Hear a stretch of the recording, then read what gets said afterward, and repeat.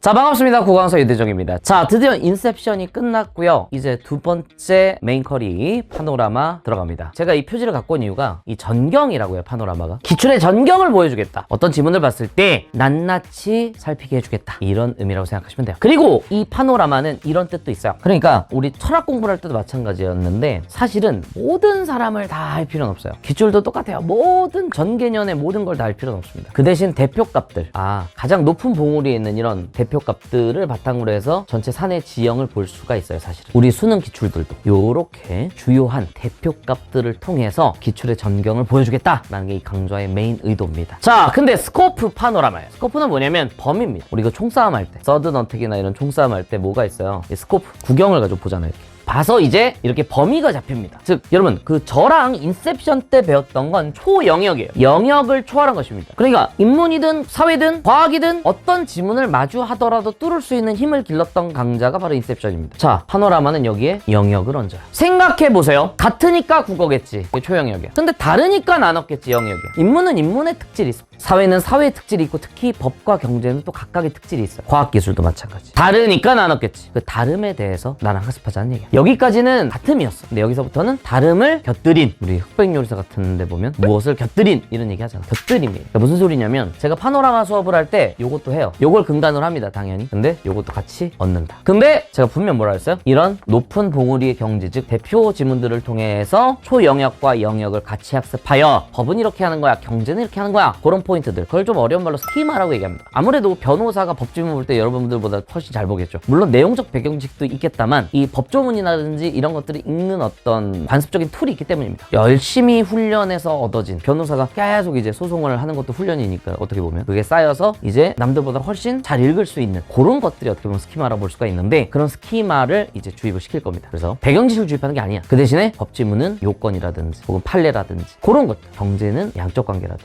혹은 문제를 해결하는 관점이라든지 그런 어떤 포커스들이 다 있어요. 이런 어떤 다양한 것들을 제가 이제 틀을 딱딱딱 맞춰서 알려드리면 여러분 그것에 맞게 학습하시면 점수가 드라마틱하게 좀 오를 겁니다. 선생님, 근데 저는 인셉션 하기가 너무 벅차서 파노라마부터 들어올 수 있나요? 등급이 만약에 3등급 건대다 그럼 그래도 괜찮아. 그리고 압축적으로 뭔가 학습을 짧은 기간 내에 할 수 있다는 최고의 장점을 가지고 있고, 초영역과 영역을 동시에 다룬다는 점에서 제 강의 장점이 강의가 길지 않아요. 길지 않음에도 모든 걸 다 얻어갈 수 있는 강좌긴 해요. 그래서 괜찮아. 전 추천할 수 있어요. 근데 내가 좀 시간이 넉넉하고 노베이스에 가깝다, 그렇다면 인셉션부터 하는 게 괜찮겠죠. 그죠? 인셉션은 문학 개념어도 있고 그 다음에 기초 독해도 있으니까. 그리고 더 노베이스다 그럼 국지독부터 시작하는 걸 추천드립니다. 혹시라도 등급이 조금 안 되긴 하지만 내가 시간이 없다 이런 학생들도 있을 수 있잖아요. 예체능이라든지 혹은 이제 뭐 이과 중에 다른 것들을 해야 될 게 많은 학생들이라든지 이런 학생들은 파노라마부터 들어오세요. 자, 그래서 독서는요 초영역만 있는 게 아니다, 영역도 있는 것이다. 다르니까 나눴겠지, 그것까지 버무려서 같이 설명한다. 12강의로 적어놨지만 좀 더 늘어날 수 있어요. 영역별 사고와 태도, 독해 태도, 독해 관점, 행동 요령 다 배울 거야. 문학은 문해력 싸움이죠. 그죠? 어떻게 읽는지, 행동 강령들, 그런 것들을 다시 한번 정립을 해드리고,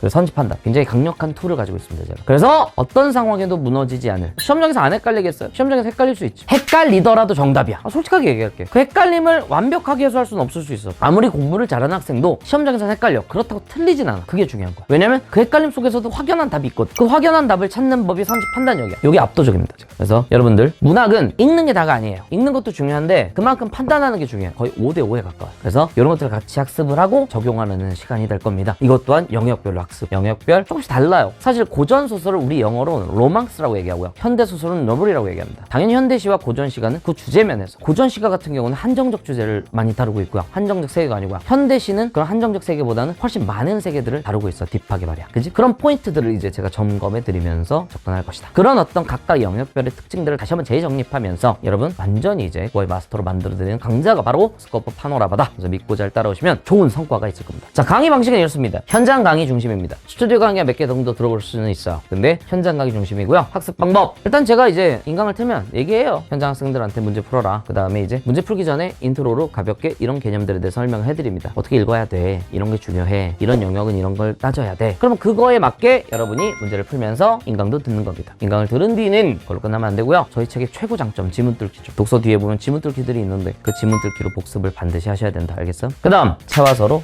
확립한다. 총 3단계 이렇게 되면 무적이에요. 파노라마 인강 듣고 그 다음에 지문뜨기 복습하고 그 다음에 최하서 등급을 확립하면 지금 여러분이 원하는 소기의 목적을 달성할 수 있을 겁니다. 자, 추천 등급은 등급 무관이에요. 누구든 들어올 수 있는 그런 강좌라고 보시면 됩니다. 다루고자 하는 건 텍스트에 대한 접근법 뿐만 아니라 영역별로 어떻게 다가갈 것인가, 다르니까 나눴겠지, 이런 포커스에 맞게 접근할 것이고요. 연관 강좌는 인셉션, 이 선행 강좌였죠, 그죠? 초영역에 대해서 전문적으로 다룬 강좌. 그리고 이거는 전반적으로 인셉션, 파노라마, 그 다음에 후속 강좌인 진또배기까지 하면 이게 피지컬이에요. 체력 강화 훈련입니다. EBS 연계는 이제 무기를 지어주는 거예요. 좀 더 내가 이 작품 알고 있다, 알고 있음에 좀 더 매끄럽게 문제를 풀 수 있는 능력과 좀 더 시간 확보를 할 수 있는 포인트, EBS 연계. 특히 문학의 연계 체감이 높거든요. 그래서 문학 인셉션, 문학 파노라마와 함께 오버 빅토리 EBS라고 하거든요. EBS를 넘는 그런 어떤 강좌도 같이 학습하시면 좋겠다. 자, 정리하겠습니다. 여러분들, 제가 말씀드렸듯이 전반적인 기출의 전경을 대표작들을 통해서 보여드릴 것이고, 그리고 스코프, 말 그대로 범위에 맞게 한정 범위를 정확하게 제가 훑어드리면서 저랑 같이 상위권의 길로 가봅시다. 그러면 본 수업 때 뵙겠습니다. 감사합니다.